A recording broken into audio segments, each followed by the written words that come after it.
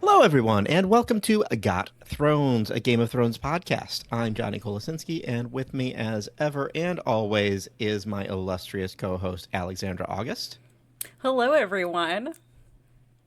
We are nearing the end of our crash course on House of the Dragon. Today, we're discussing Season 2, Episode 6, Smallfolk.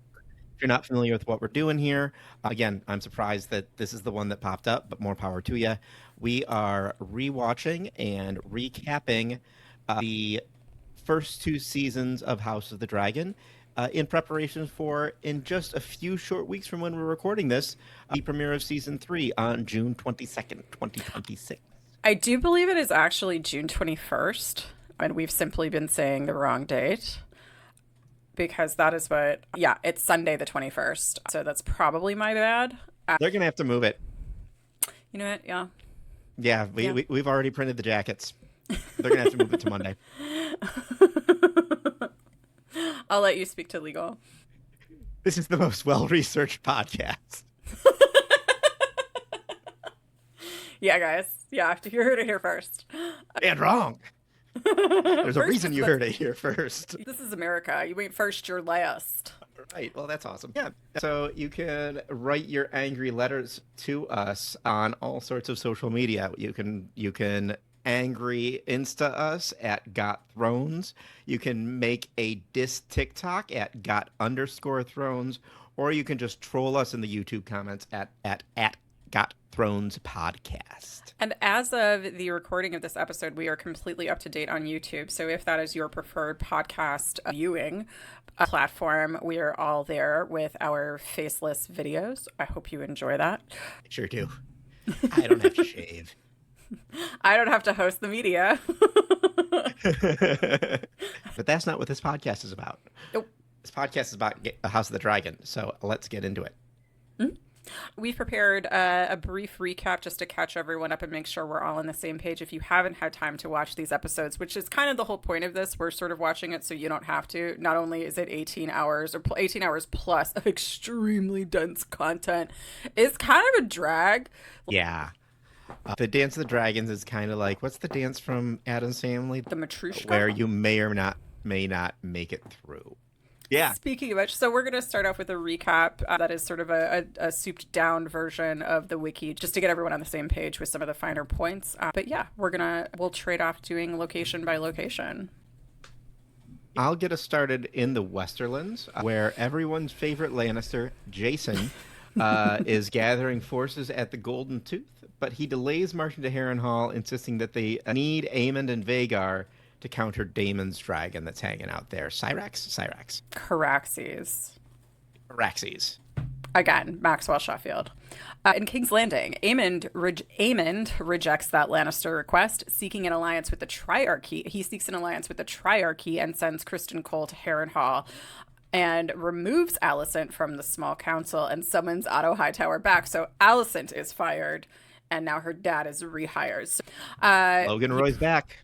It really is a lot like Succession. He pressures Aegon about Rook's rest, but Aegon remembers nothing, or rather says he does. And then Larys warns Aegon that he is vulnerable, but can weaponize being underestimated. Mysaria fuels unrest by exposing the crown's excess as the famine spreads. And Rhaenyra sends food ships, earning praise while riots erupt. Alicent and Helena are nearly attacked by starving crowds when they go out after these crowds have been fighting over the groceries. And Alicent also learns that her son Darren is kind, unlike his brothers. And, yeah. Meanwhile, at Dragonstone, Rhaenyra's attempt to find a new dragon rider ends in disaster when Sea Smoke kills Sir Steffan Darkfire, I believe Lord Commander of her Kingsguard. Darklyn, and yes. Dang it. I'm on top of things today. Sorry, folks. You get it. That guy. Frustrated, she asserts her authority more forcefully. Later, Mysaria shares her past, deepening their bond, and they kiss before news arrives that Sea Smoke has found a rider. At the Vale, Rhaena discovers signs of a wild dragon, and plans are made to send her and Rhaenyra's younger sons to Pentos for safety. At Harrenhal, Damon, still plagued by visions, considered leavings, but stays on Alice River's advice. Lord Grover Tully dies, shifting Riverland's power to his grandson. And finally, on Driftmark, Seasmoke pursues Adam of Hull and appears to accept him as a rider. Going into top three moments, I definitely call that one.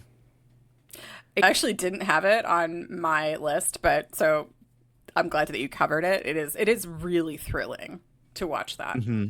I guess you can kind of telegraph it. I'm curious if you did, but like I think in general there's two Hull boys, so that means that they can spare one. And I certainly did not know upon first watching whether Adam was going to survive. And it's Yeah. deeply satisfying, especially because we know Sea Smoke has been so sad. Yeah. And I loved the scenes we had with Adam and Alan, with Alan being the one who really, does not want to be a Nepo baby. And Adam basically saying, well, Dad really didn't give us anything, so let's take what we can. I'm entitled to be a Nepo baby. I deserve to be a Nepo Yeah. baby. I really liked everything having to do with Adam. And I liked the Stefan death. You didn't know You where like, that was going. I You did. did. You kind of did. Stefan was way too happy to get a Hmm. dragon. I feel like Stefan's an actual Nepo baby, and dragons clearly don't like Nepo babies. 50-50. That's a good point. Yeah. They are literally only going after the family of their previous riders. So, I guess maybe they have problems with people who don't pay their privilege forward in certain yeah. capacities. Yeah, they're it's not that they have a problem with Nepo babies. It's your family gets you in the door, but you still got to audition. There you go. There you go. That's it. Jack Quaid Yeah. Yeah. And and like Drew Barrymore. I will give it to Aemond. Aemond Targaryen. Like I don't think there's a lot of people approaching Vhagar. I don't think that Yeah. she got a lot of attention, and I think Aemond Hmm. showed some. It doesn't come from a great place, but he's got some cajones. If Adam of Hull is Jack Quaid, the door was open for him, but he did all the work. Then Aemond in season one is Nicolas Cage changing his name away from Coppola. Very good. I like this a lot. I think Nick Cage would appreciate that. I would like to see a Spider Noir House of the Dragon crossover. I'm just going to put that into the universe right now. I just watched Unbearable Weight of Massive Talent, and I want to see anything with Nick Cage in it all the time. Yeah. So one of your top three was Sea Smoke choosing Adam, giving a rose to Adam, and and then did you also want to give one to Sir Stefan getting Yakatori'd? That's yeah, You don't have to. I just yeah, yeah. That's pretty good. I think the juxtaposition of it really made it work. It was a good payoff for sure. Um, I really, really loved Sir Simon Strong shushing Damon when Damon like has yet another one of his freakouts, and he's like, "You're all against me." And he's got a knife to Sir Simon Strong's throat, and the Mm. only thing Sir Simon like knows to do, which is the right thing, is just like, "Shh, shh, it's okay." It's like what I do to literally one of my cats when they're scared. They don't care, but it much like Damon, who just tried to leave. But Yeah. Uh, I, everything we've gotten at Heron Hall has been gold. I really enjoyed the scenes, two specifically that we got at King's Landing, kind of in the same vein. The scene of Aemond and Alicent, with him basically saying, "Okay, well, good game. Go back to the kitchen." Honestly, at this point, it's nice to see a man get ahead. I know. I liked the the way that he was just so shitty, and I don't know how much of it is not knowing and how much of it is not caring. Yeah, it's a big mix. It's good that you mentioned that scene because overall the dialogue in this episode is probably some of my favorite in the series. Specifically, this line that Allison says when she says, "Have the indignities of your childhood not yet been sufficiently avenged?" Hmm. Because, oh, is she right? And he doesn't really answer her. He just kind of fires her, and that's that. And she's not wrong. And you see why later on when she speaks to Gwen and is like, "Did I like fuck up my kids?"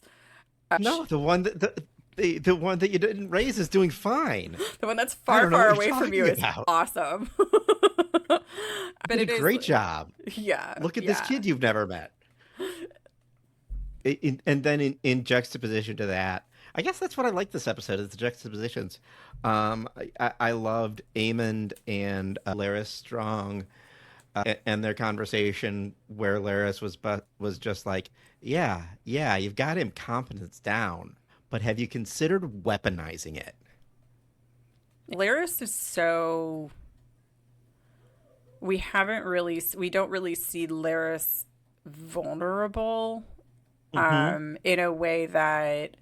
Or I don't know that we've seen Laris be very generous without a string attached. And I feel like in this scene, he is like, Aegon is power to him and he obviously like knows how to position himself close to power, and Aemond is not responding to his power, and you see Laris doesn't really adjust himself to Aemon. So it's not so like Laris does have kind of standards and boundaries with the people that he fucks with. He's not just somebody who's grasping for power kind of blindly. And while I don't want to have dinner with him, or if I did, I would be wearing Ugg boots. It's a testament to the character drawing on this show that he is in any way sympathetic at this point, and it's shocking to me that I am this interested in this relationship. Yeah, yeah, I agree with you 100% on every part of that. Yeah. My other top moment was Lord Bartimus getting bitch slapped by his queen, and then Hmm. she's just like, "It's my fault that you've forgotten to fear me," and walks off. And I didn't know that dude's name until Jace came in and was like, "Whoa, heard you bitch slap Sir Bartimus, Lord Bartimus. What did he And Rhaenyra was like, say?" "Who?" Yeah, so good. Yeah, Rhaenyra didn't know his name. she knew he was pissing her off. He knew he liked this out of his own voice. Knew he was not being helpful, not being constructive. I'm gonna give my third. It's more of an honorable mention, and it's kind of in your honor. But finding out that the Beesberries have gone rogue.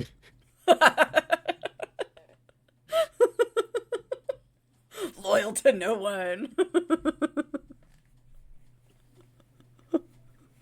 It's Beesbury Hear Batman. our sting. It's like Squirrel When normally their Girl. house words are, "Oop, Ooh. gonna sneak right past you." Ooh. Beesbury.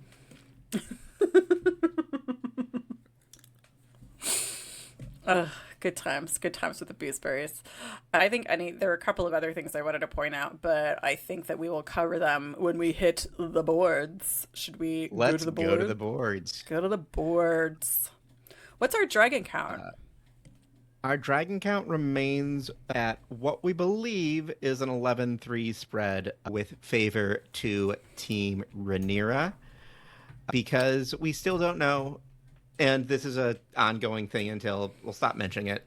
But we don't know the status of Sunfire. We are assuming Sunfire is down. Yeah, yeah. Are they really dead? Yeah, It's a good not until callback. we've seen the body. Not until we've seen the body. That was not true in the case of Stannis Baratheon. I do want to own that, but I don't know. The rules are the rules. And then time passage is pretty much the same. A couple of Yeah, days. we only met one new character, Sir Simon Strong of the West, Humphrey Lefford. I love that name. He's got indigestion. It's only going to get Hmm. worse until the Lannisters leave. He's got indigestion. He's working on gout. He'll get there. He had a beer with Viserys once. We did have some exciting romance, and We did. There was a sweet, at least for what this show is, moment yes. between Rhaenyra and Massaria. Yeah, Massaria is in general the smartest person on Dragonstone. She is the one who encourages Rhaenyra to A, consider people who are not pure Targaryens for dragon riders, which RIP Sir Stefan. But Mm. she also points out, like, yo, there's a lot of people in King's Landing who are unhappy, and that is something you could leverage. And she points out very intelligently that Aemond might be able to manage a war, and he's got a big army, but it is much more difficult to do that when you've got trouble at home. And so, Hmm. in a pretty politically savvy way, she and Rhaenyra cook up a scheme to literally Instacart groceries to the people of King's Landing, which not only wins her their favor, it also has the practical effect of feeding them, which is great leadership. Hmm. I well, there's two takes that from a military standpoint that you could take. There's the win the hearts and minds, which is where Rhaenyra and Massaria went, and alternatively, there's well, everybody starving is trouble at home. Yeah. Yeah. And like like you have there's resource management, and then there's who's going to manage the resources. And if you have people who are leaving King's Landing to fight, and you need all of your armies because they're about to go against 11 dragons, you can't really do much at home. You can't really the gold cloaks are understaffed and underpaid. And we see that later on when the riot erupts as Allison and Helena go to church. And poor Mm. Helena just continues to be traumatized every time she leaves the house. Some poor guy loses his hand and probably his life at some point because it's hard to go handless in Westeros. And Yeah. then Allison is like, sheath your swords. And so they sheath their swords and then they die. It's just a mess. I was watching the House the Dragon built, the kind of making of as opposed to the director's commentary Mm-hmm. on this one. And the stunt person that was the man who got his hand cut off is 70 years old and has been working since he was like 25, and is just like a name no one outside of the industry knows, but is like top of the like top tier. That's cool. It's a really So, memorable shot. Like it really is kind of brilliant, and it's just one person, but it also goes to show you like everyone's operating on very thin margins in Westeros. You mhm. really like we learn at some point that Hugh Hammer's daughter dies. Like there's just if you are enfeebled in any way in this country, especially in this state and especially at King's Landing at this time, it's bad news. And Alicent sees that, which is why she's like just don't do that. But going with the theme that'll eventually hit A Knight of the Seven Kingdoms and is probably going to hit Rhaenyra too, like sometimes the world is not ready for all the people that are people to be considered people, or at least like sometimes the Mhm. infrastructure of that world is not ready for that. And I feel like we Yeah. see a lot of foreshadowing of that in this episode and the next. Especially in the next. Something I did want to Uh, mention about Rhaenyra and Massaria, that scene, I stood 10 toes down on the fact that Rhaenyra kissed her and Mysteria was kind of like, I don't know about that. I was very wrong. Upon rewatch, it yeah. seemed very mutual. So Hmm. don't listen to me. I read it as Masseria leading. Yeah, yeah. And I say her kind of starting it. And also, I think that feeling is requited because these two women see each other. And I think Rhaenyra has probably experienced a little bit more of being treated on equal footing than Mysteria has, but it's not a lot, not much more. And Mysteria just saying the simple fact of like, you see me as an equal, which is why I serve you, is just a notion that is so foreign to anybody in this whole world. Hmm. I did notice that the music did not appear to be as in favor of gay rights as I am in Westeros because it was like very ominous. And then the guard walks in, and I'm like, is it just ominous because like, Damon's gonna get back and be like, what the fuck? And be sleeping on the couch while his mistress is like, bye. Remember how you fucked me over that one time? It's very like Megan the Stallion energy. Payback is a ladder.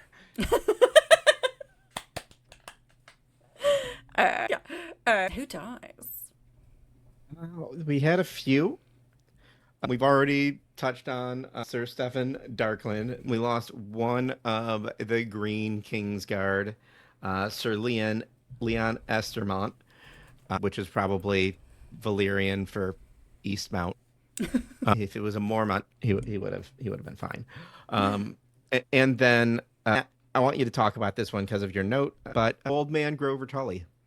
He finally kicked it. The other scene in this episode that I loved was Alice Rivers continuing to run the shit out of Daemon Targaryen, but just continuing with like the goth Prince of Darkness vibe that Daemon likes to project, and that whole scene as Alice is like, "Don't leave yet, idiot." She has so many wonderful lines about like, "Hey, re the throne. Your brother knew you wanted it. That's why he didn't give it to you." Because she says that perhaps those who strive for it are the least suited to wear it. And that theme is present in The Once and Future King, which is a book that George's work always reminds me of. And the big theme of The Once and Future King is that Arthur is a good king because he does not want to be king. Because he sees that this is like a job, and I don't know that I want it. And the only people to be trusted with power are those who don't want it, because then they're not going to misuse it. And he finally gets vulnerable and he's like, "Alice, I need help." And so Damon is just successfully processing all of his emotions under Alice's like psychedelic care. Ketamine therapy. Yep. Yep. The Alice Rivers ketamine therapy. She is opening up a med spa in River Run, so keep an eye on it. While she was in River Run, though, Simon Strong tells Damon, after another one of his Viserys dreams, of which he has many this episode, that Grover Tully has indeed passed, which is excellent timing. And Alice has said to Damon before he leaves she catches an owl, feeds her owl a mouse that she just had in her pocket, and then says, "Yo, can you just like chill for 3 days? Give Three it days. 3 days." Because she also explains to him that like the river lords are not going to move. They'd rather kill each other. They will listen to the Tullys. He's like, "But the Tully guy's like really old," and she's like, "Just give it a fucking minute." And then he goes to sleep, has a nightmare, wakes up, and Sir Simon Strong is like, "Guess what? He died." Alice Rivers tried. She tried to ply her Yeah. craft as best she could, and then he died. Who knew? And Hmm. so it seems. I mean, it almost seems like Alice was sort of waiting for Damon to earn her help, and that she was not going to. This is a fan theory, but you could say that maybe she's like, "I'm not going to help you unite the Lords of the Riverlands until you can show me some sign of growth.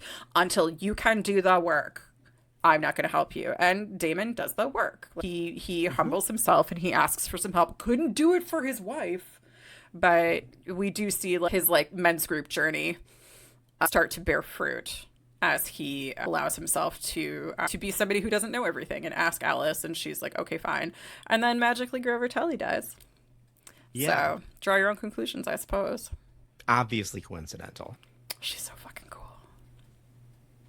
She's not the coolest person you've ever met. He's pretty fantastic. She's pretty cool. We should wrap it up with our awards. Yeah. Who's on your list for who could have fixed this and didn't? I don't know that I have one. I don't know that there was much to fix that could be fixed this episode.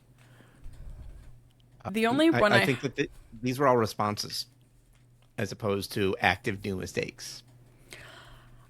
Yeah, the only thing that I would have the only thing I noticed was that Aemond could have considered that, like, had Aemond sort of been like, "Okay, yeah, actually, let's chill on, let's maintain our public image a little bit more to the small folk." But much like his mother said, he has got the brashness of youth, and it's not befitting a king.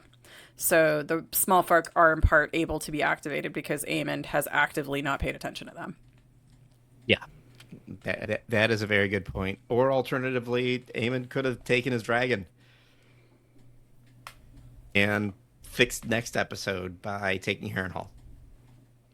That's another, yeah, that's another next, that's a, yeah, I have another similar conclusion for next episode. What about who for you, Slade? I give it to I think Adam. we're both going to. Yep. Yeah. He really did. Unquestionably. Yep. Way to bag a dragon. Can you imagine? You're just a small folk. You're a small folk person. Your dad does not acknowledge you. All you want to be is a nepo baby, and Mhm. then a dragon picks you like a Yeah, sheep. Alan, she Like, followed me home. no, seriously. It's great. And who Um, who got cut? so many. I have to give it to Sir Stefan So because did I. for the exact same reason. He got this close. This This close. close. This close. See, so it could smell it. She's like, nope, you're not a. Mhm. Get out of here. Get out of here with this trash. Sea Smoke is an excellent judge of character, I think. Absolutely. Who is your MVP? Your Uh, most valuable parent? Alice Rivers to Damon. She really does parent him. I mean, he might as well have been a teenage son, maybe an Hmm. older sister, or a hot babysitter. Yeah. I was kind of hoping they would get down. They did not. Yeah, he had the crush on the hot babysitter. She absolutely knew it and was just going to use it to be a good influence and also kill his neighbor. Yep. When the time was right. It's already. Yeah. I gave mine to Gawain. Yeah. I love that scene so much because Gawain does feel like Allison mentions that like it must have been hard for you. He actually she actually says like she kind of says what you had mentioned a couple of episodes ago, like what if father had brought you to court, and he was like that was never gonna happen, and she mentions that he grew up as a motherless child, and he's like, what are you gonna do? He kind of is this sort of like put upon mother a little bit, and he reassures her, and he just looks so tired, so tired. And when he's just like Rundles over, he's like, it's gonna be okay. You're okay. Darren is kind. You did your best. And then he's like, I gotta go be with Sir Now I'm going off with Kristen. Kristen Cole. Yeah, he's so miserable. It's so funny. We're seeing more publicity for Sir Ormond Hightower, who's mentioned this episode. He's got a poster and everything. I think his is like burn order, but I only need one Hightower brother, and my Hightower brother of choice is Gwaine. Wayne with a G. Yeah. Gwaine the G. He, I just love the fact that he started so gung ho. Only what, 4 episodes? I don't think he was even in the first episode. I think it's only been 4 episodes that we've known this guy. Mm-hmm. So he's been hanging out with Kristen Cole for like a week and a half, Yeah. and he's smoking again. He's Pounding donuts refreshed in the his corner resume. when he thinks no one's Yeah. watching. He's stress eating. Texted his ex, Yeah. like the toxic one. Missaria did not respond because she is busy. Who was your queen of love and beauty? Sea Smoke. It's good. Sea Smoke is gorgeous. I don't know Sea Smoke sex. I'm sure we could look that up, but yeah, they're gorgeous. I'm not going to apply a gender. Neither High Valerian does not apply gender. Oh, that's right. That's cool. That was also a quick note. That was really nice that we got to see the dragon keepers sing. Too, they Yeah. have a hymn that calls the dragons, which is kind of beautiful. Yeah, my queen of love and beauty was Alice Rivers because she just is never going to get enough recognition as far as I'm. She like whistles for an owl and it comes right to her hand, and like boom, she's feeding it a mouse that she clearly just had. And it's just great. She's so fucking cool. Goth queen. I think that's it. Hmm. And we are going to be back to discuss when we discuss season 2, episode 7, The Red Sewing. It's where everything works out and people just sew red caps. Yeah, That's what that refers which is to. what you do for a wedding. Yep. Oh, no. Oh, Shit. no. It's going to be fine. It'll be fine. Yeah. Everyone's going to be fine. The Dance of the Dragons is happy. It's a ball. So, let's Yeah. go Vogue. All the dragons Vogue. Everyone becomes friends. It's happy. Like Yeah. Pose. Very happy. Bye, folks.